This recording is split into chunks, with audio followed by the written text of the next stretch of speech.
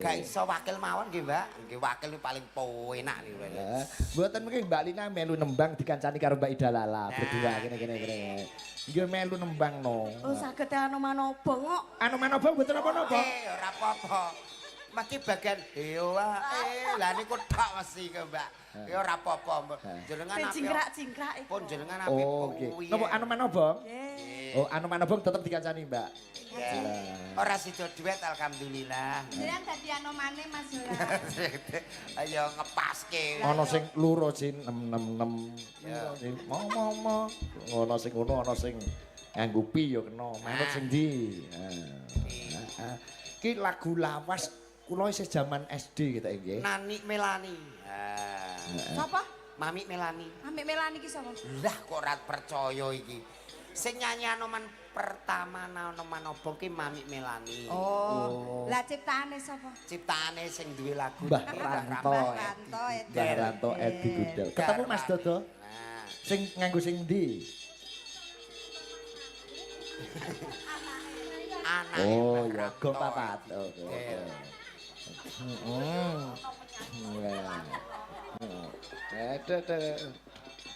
Malam hari ini bersama Mbak Ida Lala dan Mbak Lina. Drame sing cetha to. Drek neng neng atrarke Langsung drek ngono kuwi. bong. Mas Mbak Lina apal. Mas Jolang ngerti obong. Aja kok ngaben kok gitu. Kok bawa nggih. Nggih. Caritane pelok. Jiro lumo. Bawa caritane Mbak Lina monggo. Pelok 5 Pak Pit. Mbak Ida mawon, Mbak Lina bagian konsumsi. Oh. Ayo ki pamitan Mbak Ida. Caritane wayang Jawi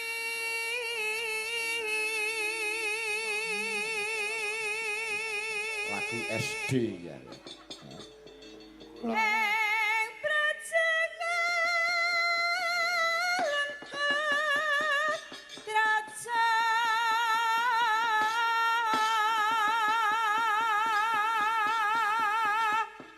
Rawana Raja Harane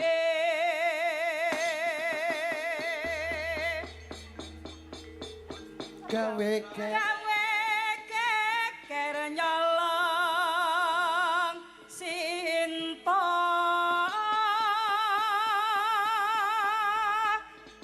Anoman hayo Anoman cancut tumandang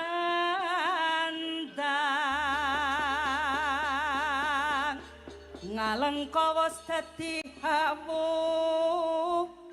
kopong gedhe jroning praja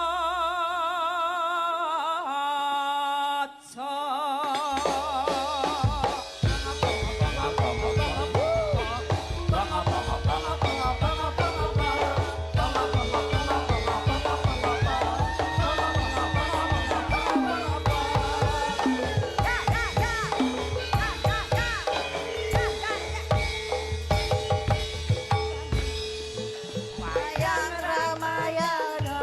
Asik. Ing negara Anengkodi raja Ratu Kuta Rawana raja gawe geger nyolong Dewi Sinta Anoman si gedhe putih